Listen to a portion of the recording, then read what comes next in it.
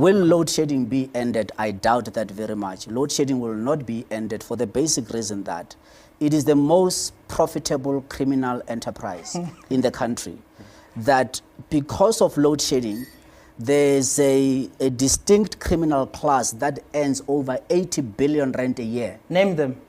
And, well, let me name the sectors they are in. Yeah. So anybody who tells you that they can have a wind turbine or have a solar panel supplying electricity onto a high voltage grid, that person is nothing but a sophisticated criminal. Yeah. Because the laws of physics don't make it possible. They don't allow. What that person is lying to the nation and telling them is that they have rewritten the laws of physics.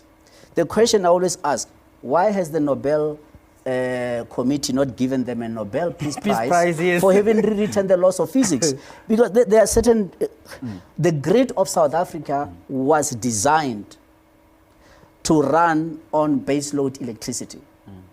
It was never designed to run on intermittent energy. Intermittent energy meaning that it cannot give you energy on demand. Yes. So the solar power comes in as and when the sun is shining. When the sun is not shining, today is a bit cloudy, overcast, so you're not getting the same volume of electricity that you would have gotten. So that is on the one hand. Wind also, when the wind...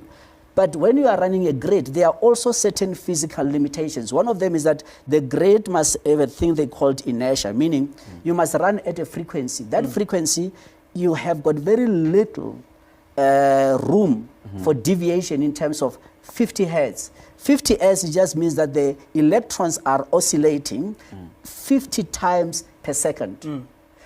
And hence you need to synchronize a power station with that wire on a pylon on a grid, so that electricity is what they call alternating current. So that cannot be the solution.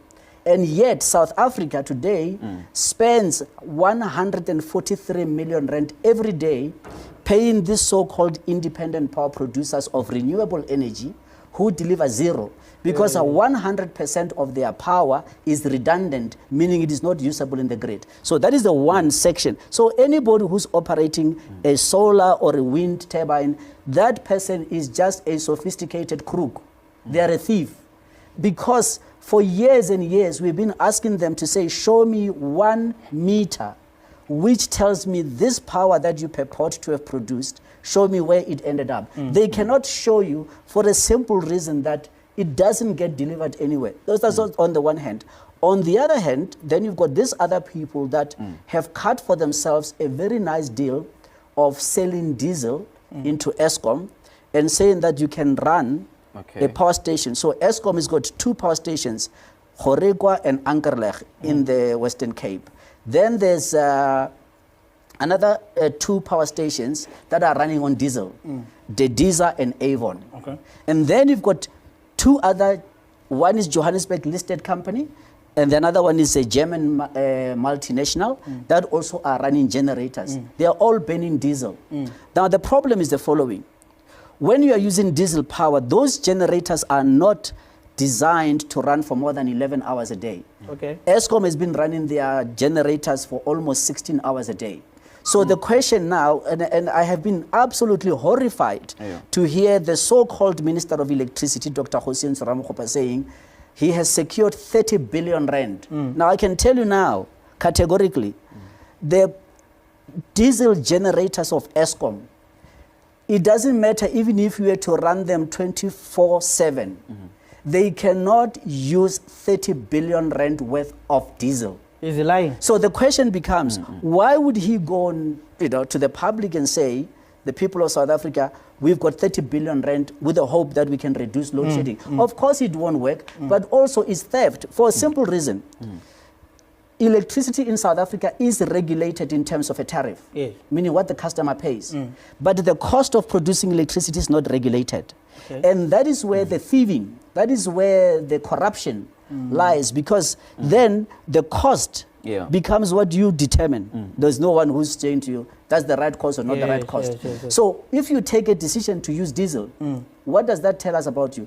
More so when Eskom, the demand in this country now is around 29,000 megawatts. 2015, the demand was 34,000 megawatts.